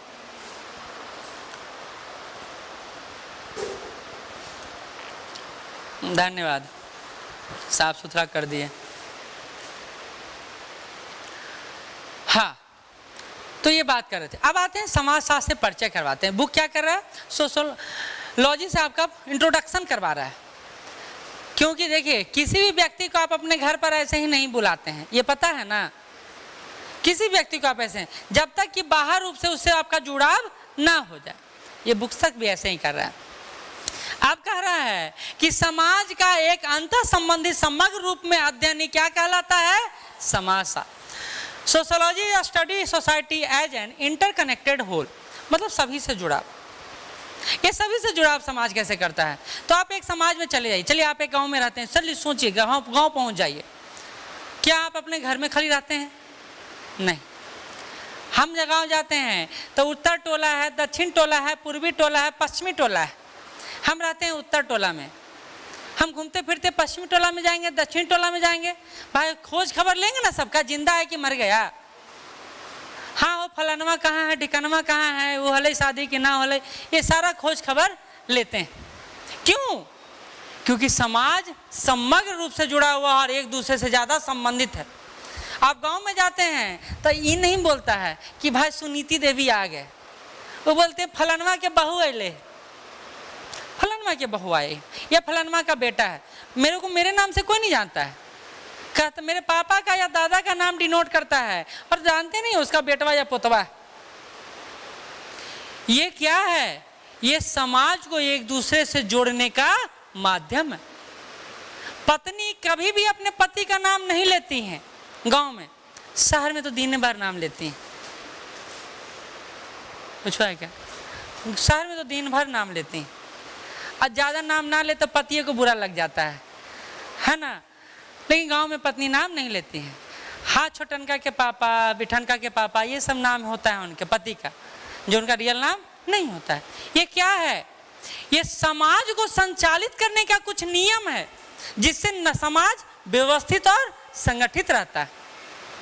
एक दूसरे के प्रति आदर और सम्मान नहीं है हमारा समाज, हम उसको निगलेक्ट करते हैं। हमको लगता है कि हम ऐसे बोलते हैं इसी से ज़्यादा हमारा इंटरकनेक्टिविटी होता है। लेकिन समाजशास्त्र उन सारे अंतर क्रियाओं का अध्ययन करता है, अंतर संबंधों का अध्ययन करता है जो आपके पास है, जैसे आर्थिक, राजनीतिक, पारिवारिक, सांस्कृतिक, शैक्षणिक। ये अंतर संबंध का एक कारक है। जैसे बोलते हैं डॉक्टर बाबू, डॉक्टर बाबू, अपना बेटा भी डॉक्टर बन जाता है तो हाँ डॉक्टर बाबू कैसे हैं, गांव में देखिएगा बड़ा इज्जत प्रेम दिया जाएगा अपने बच्चे को भी। क्यों? क्योंकि व्यक्ति बेटा से ज्यादा उस, आप नीचे रख दो, बेटा से ज्यादा उस पद को महत्व देता है और उस पद के साथ अंतःक्रिया करता है। ठीक है? हाँ, तो कहता है कि रूसों का वो कथन याद आ जाता है कि व्यक्ति फायदा तो स्वतंत्र लेता है लेकिन हमेशा बेड़ियों से जकड़ा हुआ रहता है। और यही बात सोशियोलॉजी में यहाँ पर कहा हुआ आपको मिलेगा कि एक व्यक्ति इससे बंधा भी है तथापि कुछ सीमा तक इसको बदल भी सकता है। जैसे हम बोलते हैं कि हम सिविल सर्विसेज का तैयारी क्यों कर रहे हैं पता है सर? लड़की लोग के साथ तो हमेशा सुनते हैं, पता है लड़कों का थोड़ा कम रहता है क्योंकि लड़के ना व्यक्तिगत स्वतंत्रता ज़्यादा बाहर करते हैं। कहते पता है सर मेरे एरिया में कोई लड़की ना तैयारी नहीं करती है बीपीएससी का, उसको पता नहीं है बीपीएससी क्या होता है। हम अपने एरिया के लिए उदाहरण बनना चाहते हैं। जैसे प्रियंका कुमारी, इनका नाम इसे लेता हूँ, हालांकि ये जिस एरिया से आती है वहाँ इस सब का नाम नहीं था, मतलब वो जो लगा हुआ है पोस्टर वहाँ देखिएगा। उनका था कि सर मैं बन जाऊँगा तो मेरे ऐसे कई सारी लड़कियों का जिनका शादी हो जाता है 18 साल 15 साल 16 साल में, उनका भी हो जाएगा। इन्होंने एक उदाहरण प्रस्तुत किया और उनके एरिया से मतलब वहाँ पूर्वी चंपारण से बहुत सारे लोग हमारे पास आते हैं, वो खुद भेजते हैं। क्यों? क्योंकि उन्होंने एसडीएम बनकर एरिया को बता दिया कि महिलाएं भी कुछ कर सकती हैं, लड़कियां भी कुछ कर सकती हैं। तो ये होता है अपने आप को परिवर्तन लाना, और इसके साथ साथ समाज में भी परिवर्तन लाए। आप बनेंगे तो सिर्फ आप बनेंगे, गलत। सिर्फ आप बन जाइए, आपका रिश्तेदार नातेदार से लेके गांव, 5 गांव का फैल जाएगा खबर कि फलाना का बेटा बना है बीपीआरओ या एसडीओ या डीएसपी। वो कहेंगे बेटा निकलो, जल्दी निकलो। कहला पापा तो उसका बेटा बन गया है, तुम यहाँ तक बैठ के खा रहा है, मोटा हो गया बैठल, तुम भी जाओ। नहीं तो आप पापा से कहिएगा कि हमको जाना है, हमको बनना है, हम भी अपना एक पहचान बनाना चाहते हैं, है ना। सारी चीजें हैं। तो कहता है एक व्यक्ति बंधा रहता है, और सिर्फ बंधा नहीं रहता बल्कि समाज को परिवर्तित भी कर सकता है। किसको? फिर से केंद्र में कौन है? समाज। बात अपने दिमाग में डालते जाइए कि हर चीज में हम किससे जुड़ रहे हैं? समाज से जुड़ रहे हैं, है ना। चलिए आगे कहता है समाज और मनुष्य के सामाजिक जीवन समूह और समाजों के अध्ययन करता है। यह एक सामाजिक प्राणी की तरह स्वयं हमारा व्यवहार इसकी विषय वस्तु में शामिल है। इस बात को समझिए, sociology is the study of human social life. मतलब आपका सामाजिक जीवन कैसा है उसका अध्ययन भी क्या है? सोशियोलॉजी। उसके साथ साथ ग्रुप जिसमें आप रहते हैं, इसके साथ साथ सोसाइटी जिस समाज में आप जीवन निर्वहन करते हैं, इन सब को किसके अध्ययन में पढ़ना है? समाजशास्त्र के पहलू में पढ़ना है। कहता है its subject matter is our on behaviour as a social being. जो आप व्यवहार करते हैं ना, आप मान लिया ऐसे बैठे हुए हैं तो कहेगा भाई ऐसे क्यों बैठा हुआ है, इसका मुंह तो दिया है भगवान, ऐसे क्यों नहीं बैठा हुआ है। ये एक आपका बिहेवियर है, और हो सकता है ये बिहेवियर पूरा समाज करने लगे। जैसे सलमान खान का तेरे नाम आया था, लड़का लोग का मांग नहीं फटता था उस समय तक, बहुत कम ही फटता था। एपीजे अब्दुल कलाम उससे पहले ही उस तरह का हेयर स्टाइल रखे हुए थे, लेकिन सलमान खान जी ने जैसे ही तेरे नाम किया तो सारे आशिक लोग जाके तेरे नाम हो गए। याद है ना वो दिन? तेरे नाम का कटिंग खूब चलता था, और वो सिंबल था आशिक होने का, और दिल टूटने का तो और बड़ा सिंबल बन गया था। क्या लगता है कितना बड़ा परिवर्तन लाया? कितना बड़ा परिवर्तन लाया। हम फिल्मों को प्रभावित नहीं करते बल्कि फिल्में हमें प्रभावित करती हैं। जब गजनी आया तो हम खुद गए थे हेयर स्टाइल वैसा बनाने, क्योंकि बाल में माथा में बाल बहुत कम था, सोचे थे हेयर स्टाइल वैसा हो जाएगा, लेकिन पता चला उसे बना लिए तो घर में घुसने भी नहीं मिलेगा। आज तक तो हम मूछ रखे नहीं हैं, हेयर स्टाइल वैसे कैसे। गजनी मूवी जानते हैं ना? हाँ, फाटा जीन्स तो हमसे कभी फटता ही नहीं, मेरा जीन्स फटवे नहीं करता है, या तो बदल जाता है। खैर जीवन में बहुत पहलू। देखिए समाज शास्त्र लेने से पहले आप एक समाज में रहने वाले प्राणी, और ये समाज ना आपको हर डे एक नया चीज सिखाता है, और वो सीख को अगर आप शामिल कर दिए अपने कॉपी में तो आप यूनिक हो गए। इसलिए एडवांटेज ले रहा है ये सब्जेक्ट बिहार में भी, क्योंकि इसमें आपके पास करने के लिए बहुत कुछ। आप LSW ले लीजिए, एक शब्द नहीं इधर से उधर लिख सकते हैं। इतिहास में जो बोला गया है वही लिखिएगा, ज्योग्राफिकल फिनोमेना को ही लिखिएगा। लेकिन सोशियोलॉजी ऐसा है जो डायनेमिक होने का मतलब है हमेशा परिवर्तित है, और जहाँ परिवर्तन है वहाँ क्वेश्चन का पैटर्न भी बदलता रहेगा। ये एक अच्छा चीज़ है। और सोशियोलॉजी का 5 साल का क्वेश्चन पैटर्न उठाइए, कभी सिमिलर हो तो बताइए। बदलता रह रहा है, क्यों? क्योंकि समाज बदल रहा है। तो इसमें अच्छा परफॉर्मेंस भी हो रहा है। बिहार में हो ना हो, यूपीएससी में तो लगातार हो रहा है।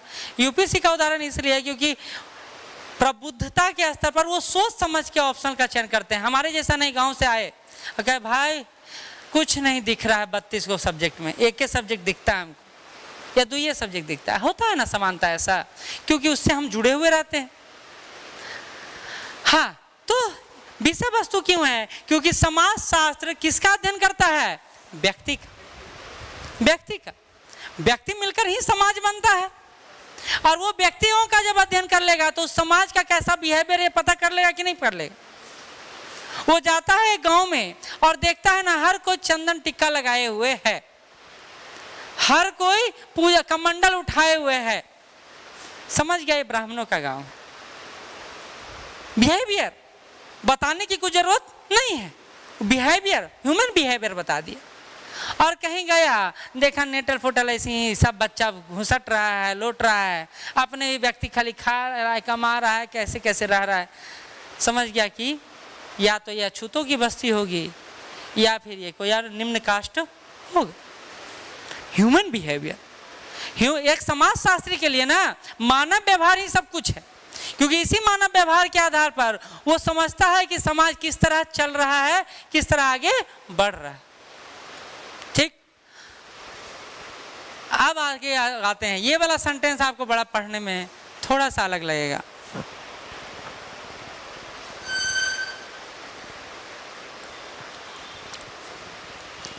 कहता है समाजशास्त्र का सरोकार भी मानकों और मूल्यों के प्रति है, लेकिन इसकी मुख्य दृष्टि इन मानकों एवं मूल्यों से परे उन उद्देश्यों पर है जिसका लोगों को अनुसरण करना चाहिए। Sociology to concern itself with norms and value, but it focus is not on norms and values as they ought to be as goals that people should pursue. इसका मतलब क्या हुआ पता चला? नहीं, बहुत अच्छा शब्द दिया, इसलिए ना कहते हैं एनसीईआरटी का 11-12 बुक पढ़ना ना कुछ कुछ विषय का बहुत ही क्लिष्ट। जैसे 12 क्लास का आप इकोनॉमिक्स पढ़िएगा ना तो आप तरेगन दिखने लगेगा, बहुत हार्ड है। अब इसको समझिए। कहता है समाज शास्त्र है तो उसका सरोकार मूल्य और वैल्यू से होगा। लोग कैसे रह रहे हैं, कैसे आचरण कर रहे हैं, किस तरह व्यवहार कर रहे हैं, तो ठीक है। लेकिन सिर्फ सोशियोलॉजी यही नहीं, सिर्फ सरोकार मतलब इसका जुड़ाव वहीं तक नहीं है, बल्कि इसका जुड़ाव मुख्य दृष्टि उन मानकों और मूल्यों से परे उन उद्देश्यों पर है जिसका लोगों को अनुसरण करना चाहिए। यानी सोशियोलॉजी बताता है कि मानक मूल्य है जो ठीक है, लेकिन आपको उस अनुसार भी व्यवहार नहीं करना चाहिए जिससे आपका समाज नष्ट हो जाए। इस बात को ऐसे समझिए। समाजशास्त्र एक गांव में जाता है और अध्ययन करता है और पाता है कि यहाँ जनसंख्या वृद्धि बहुत तेजी से हो रही। पता चलता है तो देखता है कि अपने संस्कारों और मूल्यों के आधार पर यह कहते हैं कि बच्चों को मारना नहीं चाहिए, बच्चे को मारना नहीं चाहिए। इस्लाम में ये बात है, सुने होंगे आप, कि जो जन्म ले रहा है उसको मारने का अधिकार आपको नहीं, ये सुप्रीम कोर्ट भी कहता है। लेकिन समाजशास्त्री कहता है कि इसी मानक मूल्यों के आधार पर समाज नहीं चल सकता, समाज तो नष्ट हो जाएगा इतनी जनसंख्या आएगी तो।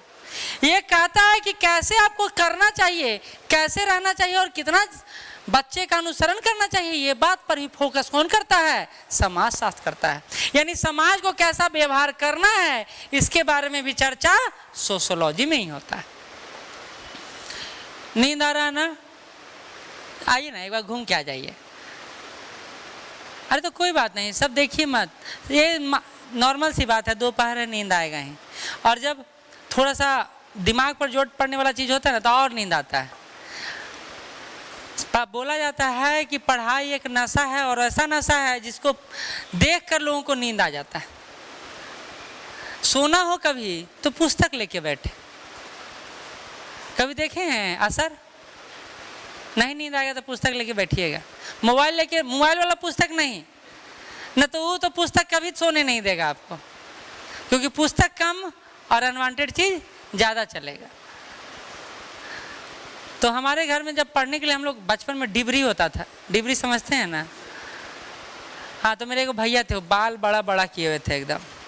अब हीरो बनने का शौक तो सबको होता है, बन कितना पाता है, बहुत ही कम। दादाजी मेरे पढ़ाते थे, बड़ा स्ट्रिक्ट थे वो। मेरे मम्मी और मेरे दादाजी में खास अंतर नहीं है। मेरे जब हम गलती करते थे, पहली बार जब सिनेमा हॉल गए थे, मम्मी को पता चला था ना, तब मम्मी सरिया के रखे थे पूरा प्रकार के डंटा और चप्पल जूता। पहले खूब मारे हमको, आते हैं पूछे नहीं कि कहाँ गया है, पहले खूब मारे, फिर पूछे कहाँ गया था।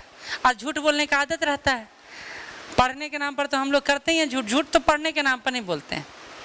जाते थे वहाँ हॉल, भाग जाते थे। फिल्म देखने का हमको खूब शौक है। अभी भी जब हम टेंशन में होते हैं और जब हमको मानसिक शांति चाहिए होता है ना, तब मूवी के पास जाते हैं। बाबा के पास जाने के लिए पैसा नहीं है मेरे पास। मूवी 2-3 को देखे, आराम से नींद। आपका दिमाग आप जानते नहीं कब कंसंट्रेट होता है, तो आप अपने आप को अध्ययन कीजिएगा। आपका अध्ययन आप खुद कर सकते हैं। आपके साथ जिसका लगाव बहुत ज़्यादा है उसके साथ जब आप होते हैं ना, तो आपका माइंड एकदम पूरा कंसंट्रेट होता है। उस समय कुछ दूसरा नज़र नहीं आता है, बस वही नज़र आता है। क्यों? क्योंकि आपके दिमाग को ना चाहिए ऐसा चीज़।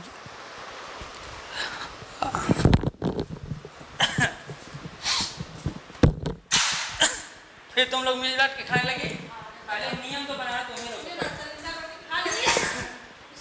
इसी पर रोटी से वो क्यों प्यारा है भाई? नहीं सर, सुबह में नहीं बनाते हैं। नियम तुम लोग सबका बनेगा। आगे शिकायत जो है चल रही कि वहाँ जब मिल के खा रहा है तो हम क्यों नहीं खाए? वो क्या क्वेश्चन सेट कर रहे थे।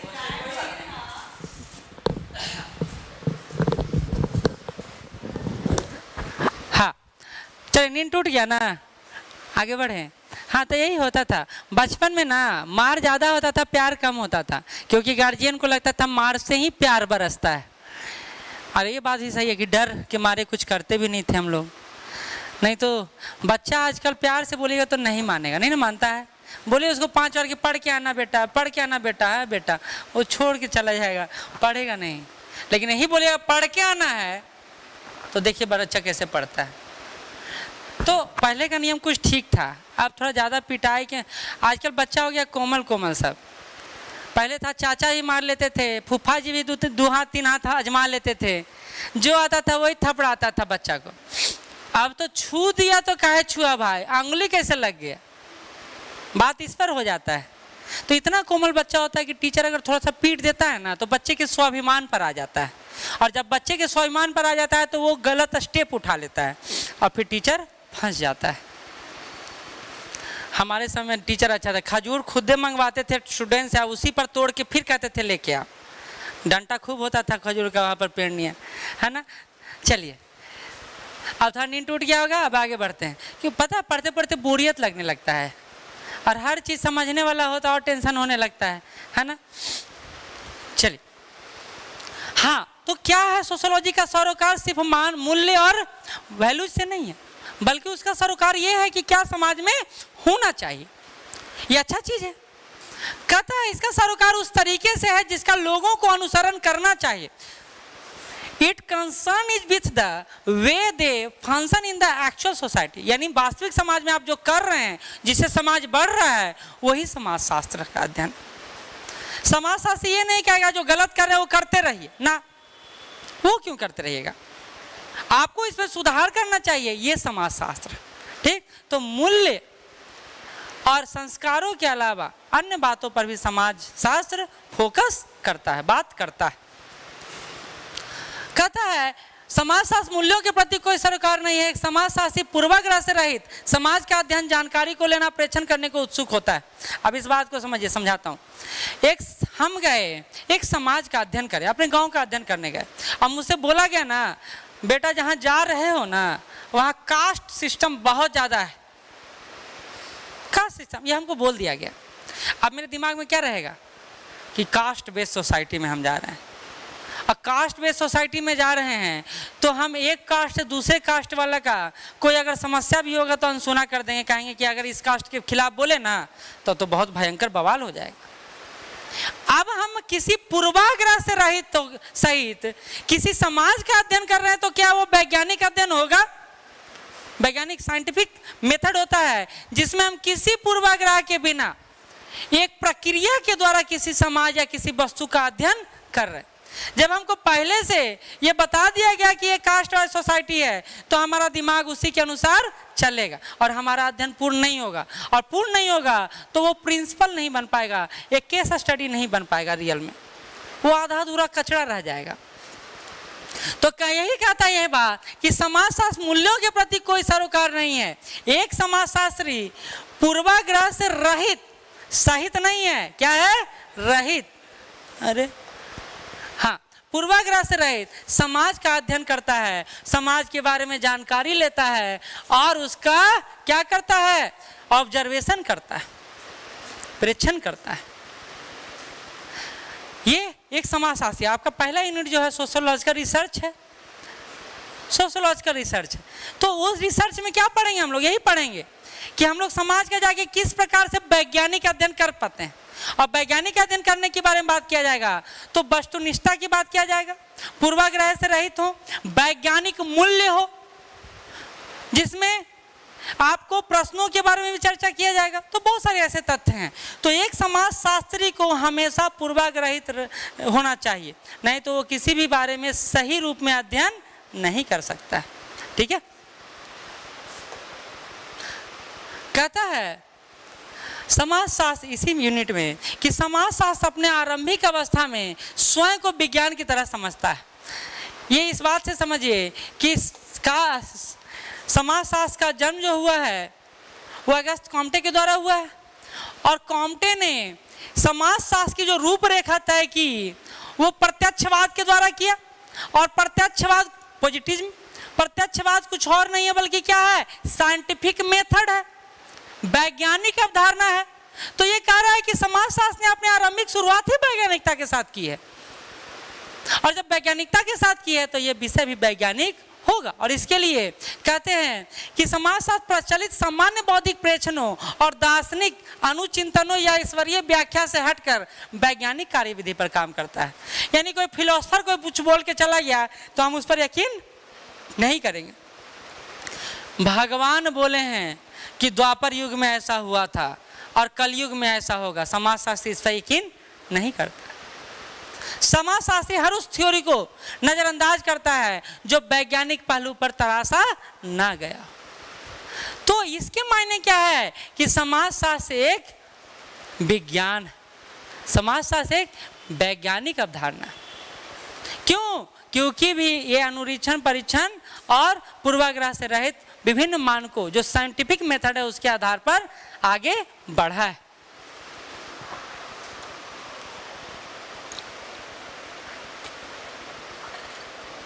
चलिए, ये आपको पढ़ना है, पहला यूनिट में ही पढ़ना है। कह रहा है आगे आप अगला बढ़ते हैं। समाजशास्त्र और सामान्य बौद्धिक ज्ञान, यूपीएससी यूनिट 1, बीपीएससी में ये नहीं पढ़ना टॉपिक, यूपीएससी में पढ़ना। लेकिन आजकल जो जिस तरह से क्वेश्चन दे रहा है ना, यूपीएससी बीपीएससी कहना फालतू वाला बात, आप सब कंबाइंड दे रहा है। अच्छा, कॉमन सेंस किसको कहते हैं? बड़ा अच्छा क्वेश्चन है। कॉमन सेंस की सुने ना शब्द, तुम्हारा कॉमन सेंस तो, तुम्हारा सेंस तो इतना, ये शब्द सुने हैं ना, छोड़ दीजिए ना किताब। जब किताब पर रहिएगा तो अपना दिमाग नहीं चलेगा, वो पढ़ लीजिएगा घर जाकर। हम लोग यहाँ पर जितना सोचेंगे ना सोशियोलॉजी, उतना ही ज़्यादा परिपक्व होगा हमारे लिए। और जितना किताब पर, एक बात आप देखे होंगे, कोई भी चोरी करने वाले एग्जाम में क्लास टॉपर नहीं बनता है। कभी देखे हैं? वो चोरी करने में इतना लीन हो जाता है कि अपने ज्ञान को छोड़ देता है। हाँ, तो कॉमन सेंस क्या होता है? नहीं, रुक जाइए, अब लड़का लोग रिप्रेजेंट करेंगे। तार्किकता क्या है? ऑब्जेक्टिविटी क्या है ना बात? अच्छा, ऐसा शब्द है लिखा हुआ कि समझ ही में नहीं आ गया, छोड़ दो। हाँ,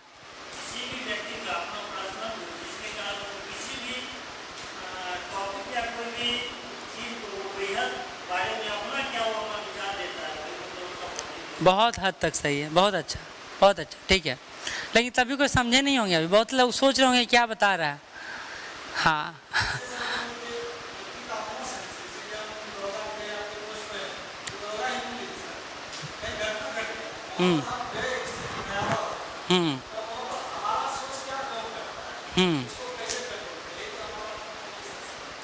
हाँ, आप बताइए। हाँ, सही है, सही है।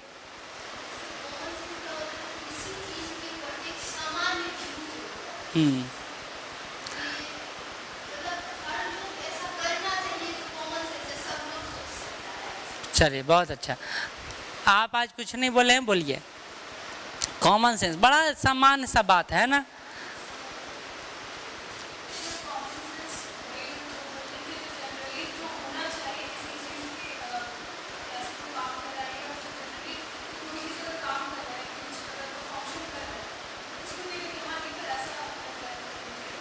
चलिए, हाँ ठीक, अच्छा ठीक, बहुत अच्छा। चलिए इतना सोचे ना, इतना सोचे। अब देखिए, आप एकदम बात एकदम सामान्य से, कॉमन सेंस यानी सामान्य समझ। किसी भी विषय वस्तु को लेकर जो हमारा अर्जित ज्ञान होता है और उस ज्ञान के विश्लेषण के आधार पर जो हम कहते हैं वो हमारा कॉमन सेंस होता है, सामान्य बात होता है, वो विशिष्ट नहीं होता है। उसमें दूसरों की का कोई सरोकार नहीं होता, दूसरों के विचार का, ये अपना विचार होता है जो हमने अर्जित किया है विभिन्न माध्यमों से। जैसे हम बोलते हैं, हम पूछते हैं आपसे कि नीतीश कुमार कैसे हैं, तो आपका तुरंत दिमाग एक्टिव हो जाएगा, एक्टिव हो जाएगा। कहेंगे सर बहुत अच्छे हैं, कोई बोला बहुत चोर है, बहुत पलटू राम है, तो बहुत ये है। ये क्या है? ये आपका कॉमन सेंस है। किस आधार पर? तो जो आपने समझा है, जाना है और जिस तरह का ज्ञान अर्जित किया है उसके आधार पर आप एक सामान्य अवधारणा प्रस्तुत करते हैं और वही क्या कहलाता है? Common sense. आप किसी को बोलते हैं बड़ा तेज तर्रार लड़का है, क्यों? क्योंकि उसका प्रेजेंटेशन बेस्ट है, उसने अपने ज्ञान का जो अर्जित ज्ञान है उसको कहना और बोलना सीख लिया है ना। तो यहाँ आता है समाज शास्त्र और कॉमन सेंस, सामान्य बौद्धिक ज्ञान। तो सामान्य बौद्धिक ज्ञान में सामान्य बातों की चर्चा होती है, यहाँ व्यक्तिगत राय होता है। कॉमन सेंस सुन लीजिए, कॉमन सेंस व्यक्तिगत राय होता है कि सामूहिक राय होता है? व्यक्तिगत राय होता है। यहाँ व्यक्ति अपनी अवधारणाओं को प्रस्तुत करता है, लेकिन क्या सोशियोलॉजी व्यक्तिगत अवधारणा है? नहीं, वो तो सामूहिक अवधारणा है, वो तो कम्युनिटी बेस्ड बात होता है, पर्सन बेस्ड बात नहीं होता है। तो सोशियोलॉजी और कॉमन सेंस नॉलेज में अंतर है, इस बात को यहाँ पर। इसलिए आप ये ना समझें कि समाज शास्त्र में आप कुछ भी बोल देंगे तो समाज शास्त्र होगा, नहीं, वो सामान्य ज्ञान होगा, वो समाज शास्त्र नहीं होगा। इसलिए आपको लिखने और बोलने से पहले समाज शास्त्रीय मूल्यों का अध्ययन करना जरूरी होगा। उस तरह के वर्ड, टर्मिनोलॉजी, उस तरह के शब्द, सेंटेंस, केस स्टडी, हर बात में समाज, हर बात में सोशल पहलू। आप जितना ज़्यादा इसे कोरिलेट कर पाएंगे आप उतना ही समाज शास्त्र से जुड़ पाएंगे, नहीं तो आप फिर जीएस रह जाएंगे और आपका नंबर 120 से 130-140 के आसपास रहेगा, उससे ज़्यादा नहीं बढ़ेगा। हाँ, ये भी मत मान के चलिए कि आपका नंबर 200 प्लस आ जाएगा इतना जल्दी। आया है 200 प्लस, 225 आया है। अर्चना सी एसडीएम थी 63 में, नहीं 60वीं 62 में एसडीएम बनी। हालांकि बिहार में एसडीएम ना बने तो ज़्यादा अच्छा है। अब ये हो सकता है कि आप एसडीएम का पोस्ट यहाँ ना सबसे खराब पोस्ट, इतना बड़ा पद और कर्मचारी बना के छोड़ देगा आपको, ना इज्जत ना कुछ रुतबा, बस बाहरी आवरण है कि आप एसडीओ हैं। लेकिन डीएसपी बिहार में सबसे अच्छा पद है डीएसपी का। क्यों? क्योंकि बनते ही डीएसपी आपको 4 गो फोर्स मिल जाएगा, एगो गाड़ी मिल जाएगा, ताम झाम तो है जो है। एसडीएम का 3 साल हो गया, अभी तक गाड़ी नहीं मिला। एक गाड़ी पे 3 एसडीएम घूमता है, वो आया तो वो गया, वो आया तो वो गया, ये हालत है। हालांकि पैसे की कमी नहीं है पोस्ट पे, लेकिन पर्सनल पैसा लगा कौन खरीदेगा गाड़ी? कोई खरीदेगा? नहीं खरीदेगा। उनको यहाँ तक कि जिला अतिथि गृह है, वहाँ पर चाणक्य होटल के बगल में, वहाँ तक रुकने के लिए उनको नहीं अलाउ है। वो आते हैं तो हॉस्टल में रुकती हैं। एसडीएम का ये हालत है बिहार में, बहुत खराब पोस्ट हम मानते हैं एसडीएम का यहाँ। हाँ, सामाजिक मान्यता और सम्मान है, लेकिन जो मिलना चाहिए शासन और सिस्टम के अंदर सम्मान, वो सम्मान नहीं मिलता। हमेशा उनको एसडीएम अपना पर्सनल असिस्टेंट की तरह देखता है। उनको लगता है रटा रटा तोता है, हम तो इंटेलेक्चुअल हैं। इंटेलेक्चुअल मतलब समझे, बौद्धिक ज्ञान। चलिए, तो कहता है सामान्य बौद्धिक वर्णन, समानता उन पर आधारित होता है जिन्हें हम प्रकृतिवादी या व्यक्तिवादी वर्णन कह सकते हैं। प्रकृतिवादी मतलब वो अपने सोच के आधार पर बोल देता है, उसको बाहरी ज्ञान से मतलब नहीं, कॉमन सेंस मतलब कुछ भी बोल दिया, तो वो समाज शास्त्र नहीं है। कहता है वहीं समाजशास्त्र सामान्य बौद्धिक प्रेक्षणों एवं विचारों तथा साथ ही साथ दार्शनिक विचारों दोनों से ही अलग है। मैंने पहले ही इसके बारे में पहले ही चर्चा हुआ कि समाजशास्त्र ये सब नहीं है जो आप सोचते हैं। समाजशास्त्र तो है जो सामाजिक पहलुओं से वैज्ञानिक आधार पर जुड़ता है। ये कॉमन सेंस के आधार पर आप ये नहीं कह सकते कि हम समाजशास्त्र लिख कर चले आए, फिर तो दिक्कत हो जाएगा। ये हम नहीं बोले, एनसीईआरटी बुक बोल रहा है। ठीक, कहता है समाजशास्त्र में संकल्पनाओं, पद्धतियों और आंकड़ों का पूरा तंत्र है। बात हुआ, इसका मतलब हुआ कि यह एक वैज्ञानिक पद्धति है। कुछ भी बोल देना समाजशास्त्र नहीं है, कुछ भी लिख देना समाजशास्त्र नहीं है, कुछ भी सोच लेना समाजशास्त्र नहीं है, बल्कि समाजशास्त्र एक पूरा पिंड है।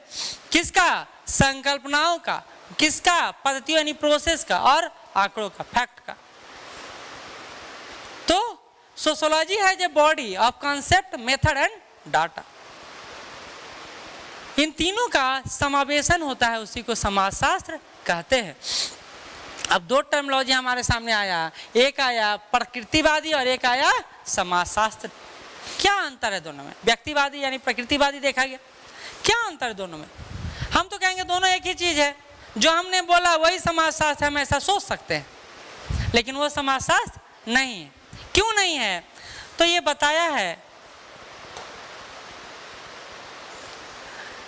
कि प्रकृतिवादी का आशय लोग गरीबी है, कहते प्रकृतिवादी सोच वाले क्या सोचते हैं, किसी भी तरह से सोच लेते हैं। क्यों? अगर एक व्यक्ति गरीब है, गरीबी के बारे में वो अध्ययन कर रहा है ना प्रकृतिवादी, तो क्या कहेंगे कि लोग गरीब इसलिए हैं क्योंकि काम से जी चुराते हैं और समस्याग्रस्त परिवार में आते हैं। तो हम सामान्यतः बोल बैठते हैं गरीब इसलिए है क्योंकि यह वैचारिक रूप से गरीब है, सोच ही नहीं है कि आगे बढ़ा जाए। ये कौन बोलेगा? जो व्यक्तिवादी हो, जो प्रकृतिवादी होगा, वो अपने अनुसार पर उसको डिफाइन कर देगा। वो कहेगा कि बुद्धिमत्ता की इसमें कमी है, इंटेलेक्चुअल नहीं है, एवं कार्य के स्थानांतरण से डरते हैं, यानी यहाँ से वहाँ जाने में डरते हैं। वो सोचते सब कुछ हमारा यहीं मिल जाए। कामचोर व्यक्ति को देखिएगा जो कमाना नहीं चाहेगा, मैया से दूर कैसे जेबे, तकरा से दूर कैसे जेबे, वो बहाना बनाते रहते हैं। क्यों बहाना बनाते हैं? क्यों बहाना बनाते हैं? तो क्यों? उनको लगता है कि इससे हम बच जाएंगे और काम करने से बचेंगे तो हमारा शारीरिक शोषण नहीं हो। ऐसे शोषण एक अलग सब पर्सपेक्टिव में बात हो रहा है, लेकिन हम लोग जी चुराते हैं, ये हम सोचते हैं। हम किसी घर में जाते हैं और देखते हैं 5 आदमी कमा रहा है और 10 आदमी खा रहा है, तो कहते हैं सब काम चोर है। ये कॉमन सेंस की बात है, ये कॉमन, इसमें कोई हम समाजशास्त्री नहीं है। लेकिन अगर एक समाजशास्त्री होगा तो गरीबी को कैसे डिफाइन करेगा? तो कहते हैं एक समाजशास्त्री समकालीन गरीबी का कारण वर्ग समाज की असमानता की संरचना है। कहेगा ये समाज इस रूप में बटा हुआ है जिसके कारण लोगों को रोजगार नहीं मिल पा रहा है। हम कहेंगे समाज बटा कैसे है? तो हम कहेंगे समाज जातियों के आधार पर बटा हुआ है। समाज जाति के आधार पर, धर्म के आधार पर, लिंग के आधार पर, आयु के आधार पर, भाषा के आधार पर, संस्कृति के आधार पर बटा हुआ है। ये कौन बोल रहा है? एक समाजशास्त्री बोल रहा है। और जब इतने आधार पर बटा हुआ है तो ये कैसे काम कर पाएगा, कैसे जीवन यापन कर पाएगा? और जब नहीं कर पाएगा तो क्या कहलाएगा? गरीब कहलाएगा। गरीब का फर्क एक कॉमन सेंस के व्यक्ति का सोच गरीबी को लेकर ये है, और एक समाजशास्त्री का सोच गरीबी को लेकर इस तरह है। दोनों में अंतर कितना है? पहलू ही चेंज हो जाता है। और हम कहते हैं कि हम समाजशास्त्र लिख रहे हैं, जबकि हम समाजशास्त्र नहीं लिख रहे होते हैं, बल्कि कॉमन सेंस की बात कर रहे होंगे। और जब समाज की बात कर रहे होंगे तो उसको समाजशास्त्रीय पहलू के आधार पर लिखें। और ये सबसे अच्छा उदाहरण है कि जीएस क्या कहलाता है और ऑप्शनल क्या कहलाता है। जीएस क्या है? कॉमन सेंस है, व्यक्ति आधारित अवधारणा है ना, हम लिखते हैं। जबकि सोशियोलॉजी क्या है? समाज सापेक्ष अवधारणा है। तो जब हम अपने आप से लिखने लगते हैं तो जीएस, और यही बात हम ऑप्शन में क्रिएट करेंगे तो नंबर नहीं उठेगा। नंबर उठाने के लिए हमको ऑप्शनल लिखना पड़ेगा। तो इसलिए नंबर नहीं उठता है, क्योंकि हम हमेशा जीएस से जुड़े रहते हैं। ठीक, आज यहीं तक रखते हैं, अगला दिन एक और बात बताते चले जाते हैं। जैसा कि हमने देखा कि समाजशास्त्र ओवरऑल समाज का अध्ययन है, समाज के अंतःक्रिया का यानी इंटरकनेक्टिविटी का, संबंधों का जाल है एक तरह से। लेकिन यही जाल हमको अन्य सब्जेक्ट में भी दिखाई देता है, चाहे वह हिस्ट्री हो, चाहे आपको पॉलिटिकल साइंस हो, चाहे वह इकोनॉमिक्स हो, चाहे वो फिलॉसफी दर्शन शास्त्र हो, इन सब में भी हमको कोई ना कोई कोरिलेशन दिखता है। तो आपके लिए एक इम्पॉर्टेंट क्वेश्चन आता है कि समाजशास्त्र क्या है और अन्य सामाजिक विज्ञान के विषयों के साथ इसके संबंधों को प्रदर्शित करें, जैसे इतिहास के साथ, पॉलिटिकल साइंस के साथ। क्वेश्चन देखे कि नहीं देखे? नहीं देखे तो देख लीजिएगा। इवन एनसीईआरटी के बुक में भी ये क्वेश्चन दिया हुआ है, क्योंकि ये पढ़ना ही है। हाँ, चर्चा कीजिए कि आजकल अलग अलग विषय में परस्पर लेन देन कितना ज़्यादा हो गया है। और देखिए एक क्वेश्चन आया, अभी सामान्य समझ पढ़े ना, कॉमन सेंस पढ़े ना, समाज शब्द के विभिन्न पक्षों की चर्चा कीजिए, आपके सामान्य बौद्धिक ज्ञान की समझ किस प्रकार अलग है। ये क्वेश्चन है, ये क्वेश्चन समझ में भी नहीं आया होगा अभी तक। कह रहा है, फिर से सुनिए, समाज शब्द विभिन्न पक्षों का, समाज के कितने पक्ष हो सकते हैं? समाज व्यक्तिवाद हो सकता है, समुदाय बेस्ड हो सकता है, रिलीजन बेस्ड हो सकता है, भाषा के आधार पर हो सकता है, वर्ग के आधार पर हो सकता है। समाज तो कई तरह से हो सकता है। यह आपके सामान्य बौद्धिक ज्ञान समझ से किस प्रकार अलग है? जो ये समाज है, जितना आप सोचते हैं समाज को, क्या उससे अलग है ये? क्योंकि हम सामान्य रूप से जो कॉमन सेंस हमारा, उसके आधार पर समाज को देखेंगे तो कहेंगे कि जाति के आधार पर है। क्या वो सिर्फ जाति के आधार पर है? कॉमन सेंस कहता है सिर्फ जाति के आधार पर। लेकिन एक समाजशास्त्र क्या कहता है? समाज तो कई रूपों में है। तो देखिए क्वेश्चन की जटिलता, हम तो कहते हैं कि जैसे जैसे यूनिट पढ़ते जाइए वैसे वैसे क्वेश्चन सॉल्व करते जाइए। तो ये कहता है कि समाजशास्त्र का अन्य भाषा विज्ञान के साथ क्या संबंध है उसको बताएं, या समाजशास्त्र का इतिहास के साथ, विज्ञान के साथ, पॉलिटिकल मतलब राजनीतिक विज्ञान के साथ, या दर्शन शास्त्र के साथ क्या संबंध है बताइए, मानव ज्ञान के साथ, मानव विज्ञान के साथ। आप ये क्वेश्चन देखे हैं? नहीं देखे? देखे हैं तो देखिएगा। तो ये वाला जो पोर्शन है वो आपका यूनिट 1 में पढ़ना है, और लगातार बीपीएससी में कम से कम 10 बार क्वेश्चन आया। 11 हर सब्जेक्ट में अब ये क्वेश्चन आ रहा है, तो आपको ये वाला जो पार्ट है वो अगले पार्ट में हम लोग खत्म कर देंगे। उसके बाद भारत में समाजशास्त्र का विकास पढ़ना है, यूरोप में समाजशास्त्र का विकास, अगला दिन हम लोग इसको समाप्त करेंगे। ठीक, आज यहीं तक रखते हैं। अच्छा, कुछ पता चला सीखा है या नहीं सीखे, या नींदें ले रहे थे?